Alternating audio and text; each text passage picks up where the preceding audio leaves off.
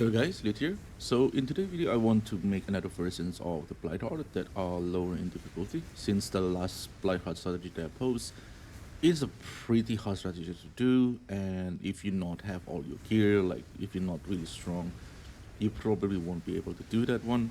So this one will be a lot easier to do. I think this will be a good entry for someone who wants to try Blightheart. And in this one, we're not going to farming Scarabs. We're going to go for maps since I think that is more stable currency. You can go for Scarab with like Bloodline and stuff, but the Invigoration Scarab is already cost pretty high. And adding another Bloodline, which is also another expensive Scarabs, I don't think that's a good idea. I tried out, the profit doesn't look really good, so I just decided to just focus on farming maps.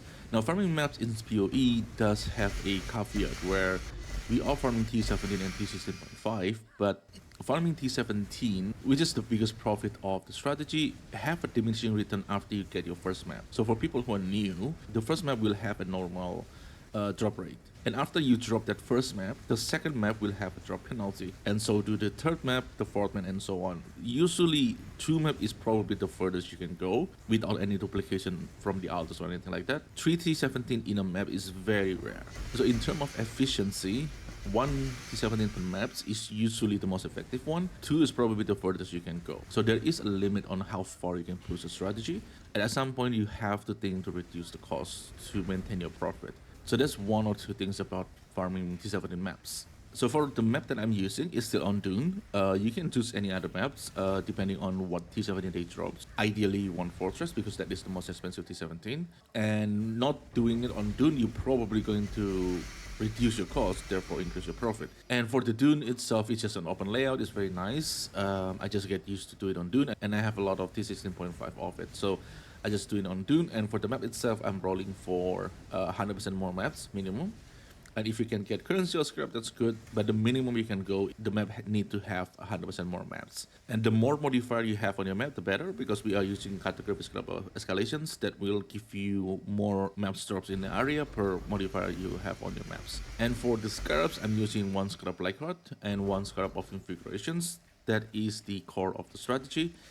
And I'm using 1 cartographic scrap escalation that will give you more maps drops on the area depending on how much mod you have on your maps. For the last 2 scrap, I'm using 2 scrap of whips. This is going to give your monster basically possessed by whips. They can have increased currency, increased rarity, or drop currency. It's random, so there's a little bit RNG on this part, but of all the scrap that I try, this one I think is performed the best. So I'm using 2 scrap of whips. And for the passive tree, this is the passive tree that I'm using. It's pretty simple. We do have a Kalgura node here and Kalgura node on the top. This will give us more chance to get the bismuth ore, and the bismuth ore is really important because when you click the bismuth deposit, they will give you a buff, and that buff going to give modifier to your normal and rare monster, and that will increase the loot that you have. So far with this cluster and this cluster, bottom over here, I think I get the bismuth ore most of the time, so I don't think I need to go for this. But if you really want the bismuth ore, there's another node here that you can put in to increase your chance to get the bismuth ore. And we still take all the blight node, and on this one I do take the temper ingenuity back because this is kind of a budget farm, so I try to get as many loot as I can. So taking this node, and if possible, you probably want to upgrade all your tower to T4 before the blight ends. And in my case, this strategy is pretty easy to do, so I don't really need that much tower to help me. I just have like one glacier tower at the end, and the rest of the blight is basically just an empowered tower tier 3. And before the blight ends, I will upgrade everything to tier 4 if I can. Sometimes I just accidentally kill all of them, so it remains tier 3. But this node can give you additional currency, even though it's not too crazy, but it's still a decent amount of loot. And for the altars, I still using red altars because it feels but build. If you want to use blue altar, that's also fine. But we are just trying to find more quantity, more scrap duplications, more map duplication, things like that. And then the rest of the tree is pretty simple, like some scarabs node. We do get decent amount of scarabs. And this node, this is going to make the blight monster take increased damage. And if your build is strong enough, you probably won't need this. Like in my case, I don't take this one, and I basically just take this bottom node here just to block some scarabs. But if you need some helps with the monster, let's say that your build doesn't have enough damage, just take this tree though. And the rest of them is pretty simple. The top hat is the increased explicit modifier, going to give you quantity, rarity, and pack size. And yeah, That's about the passive tree. And for the result, this is the result that you can see. We have quite a lot of maps, T16, T16.5 and T17. I do not pick up a single T16. If you want to, you can. You probably still can sell them for like 1 or 2 chaos, but I just do not want to take all of them because there's a lot of T16 that drops, and I just do not want to take all of them. And we have some bubblegum currency, some divine here, some faldo, and some decent amount of scarabs. So for the cost, the invigoration is the most expensive part. It's 75C each, and I don't know if it's going to keep rising, but from the time I'm testing it, it's 75C each. But at the very least, the other scarab is cheap, right? Like the planet is cheap, the escalation is cheap, the feats is cheap. And this is the item that I'm manually pricing, which is the maps, because, well, the Excel doesn't really value them properly.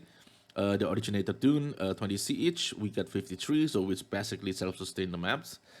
And the originator randoms is 55, 8C each. And we got 84 Fortress, I put here is 60XC, and this is the price that I sold them.